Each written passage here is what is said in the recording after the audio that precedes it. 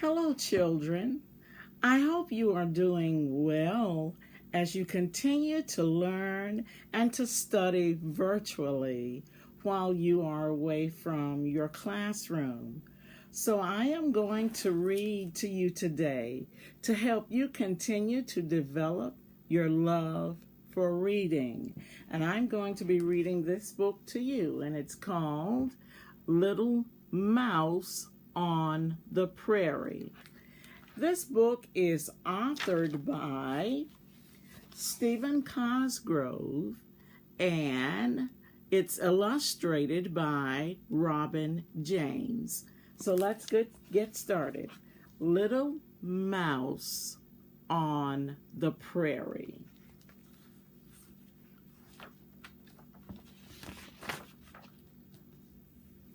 And I will turn the book around so you can see some of the pictures as I read to you.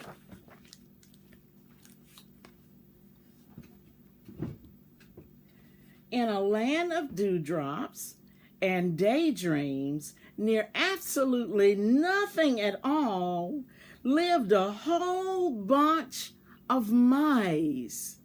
And there you can see them. A whole bunch of mice. Now, these mice weren't your average run-of-the-mill house mouse mice. They were more like meadow mice that you might mingle with on a medium morning in May or maybe even March. From dawn to dusk, through spring and early summer, they would skitter and scutter across the prairie without a single care in the world. They would race about and then suddenly leap high in the air to touch the wings of a golden butterfly. Or sometimes they would do nothing at all except sniff the flowers. And there you see them reaching high to touch that golden butterfly.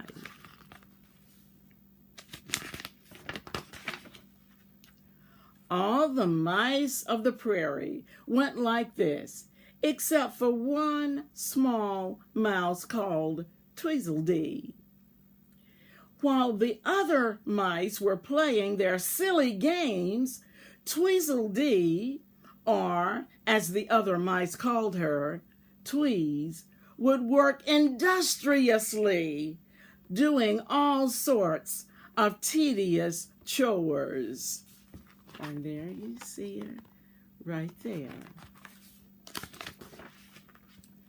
As soon as she woke up in the morning, right after eating her breakfast and brushing her teeth, she would begin a long day of hard work.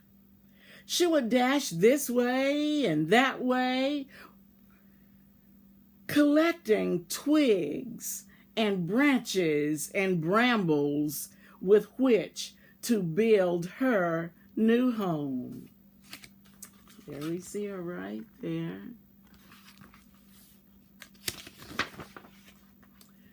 Tweez worked for months and months as the other mice played in the meadow.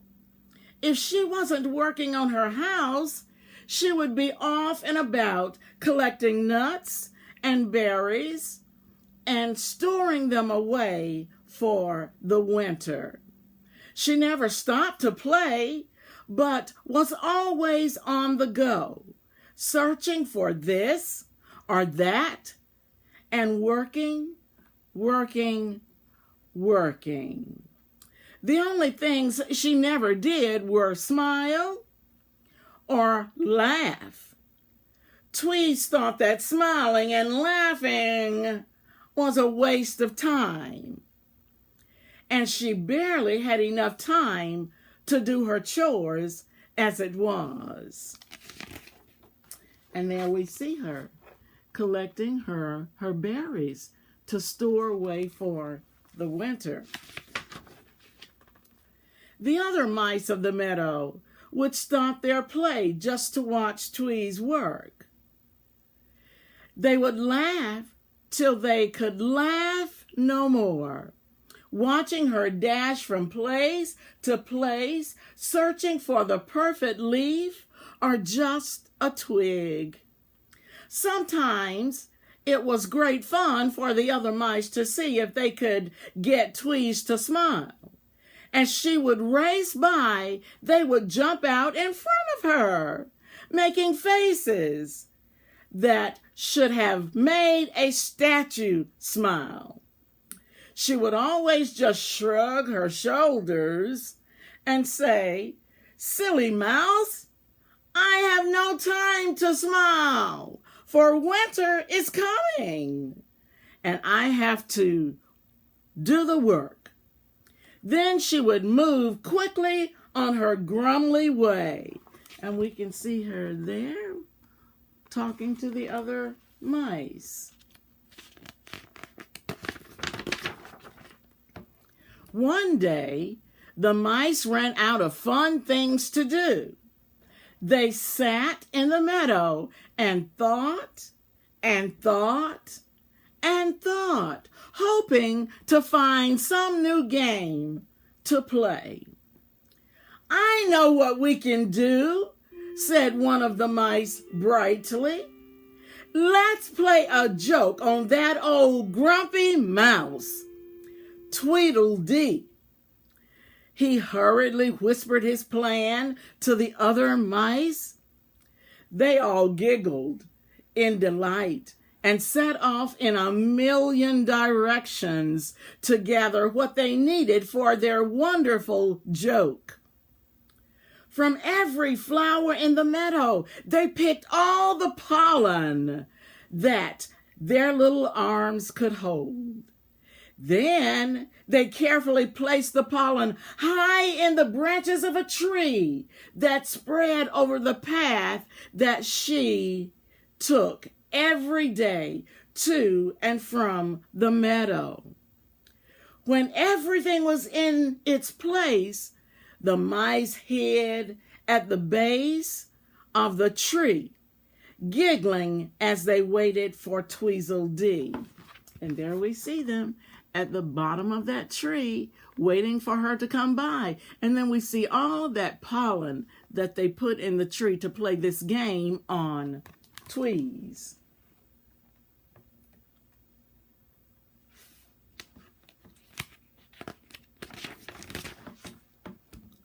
Sure enough, not a moment or two later, Tweez came trudging along the trail. One of the mice, as usual, jumped in front of her and made a ridiculously funny noise. "Out of my way, silly mouse," she said. "I have work to do, for winter is on its way." "No, winter has already come," said the little mouse as he tried to hide a smile. Tweez looked about the meadow and said solemnly, "No, it hasn't. Look around, mouse. There is no snow."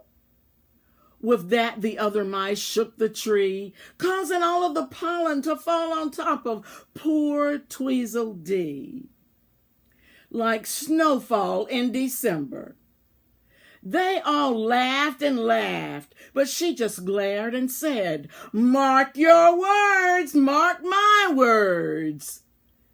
Winter is coming, and when it does, you silly mice won't be laughing so hard."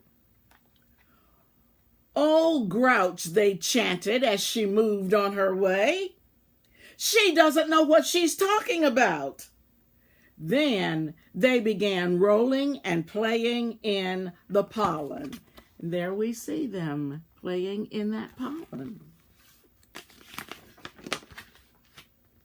Sure enough, just as she had predicted, winter did come to the meadow in a swoosh of clouds, wind, and snow. The whole meadow was crystal white and quite still. And first the mice found the snow to be just another game. But as the day wore on, it became colder and colder. "What are we to do?" cried the mice through their chattering teeth. Tweez was right. We should have worked to prepare for winter. Now we shall surely freeze. They all huddled together, and one of them said, "We must go to Tweez. Maybe she can help." And there they are, all together, shivering because it's terribly cold.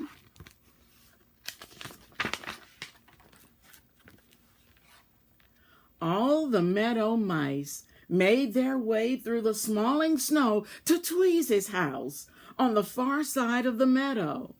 They gathered about and softly tapped on the door. "Who is it?" came the reply. "It is mice of the meadow," they answered. The door opened slowly, and there stood Tweez, all warm and cozy, in a sweater she had made and knitted the summer before. Behind her, the other mice could see a warm, crackling fire made of twigs she had gathered in the fall. "What do you want?" growled Tweez. "Have you come to play another silly joke on me?" "No," said one of the mice. "We came to say we were sorry for all the things we did, and that you were right. Winter was coming, and we should have prepared ourselves, as you did." Then all of the mice cried, "Please, Tweez, can we stay with you? If you refuse, we shall surely freeze." Tweez shrugged her shoulders and said, "You should have thought of that before." And with that, she closed the door. And there we see her, standing there in the door talking to the other mice.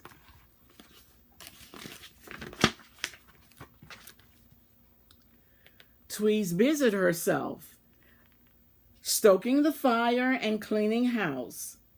But you know what?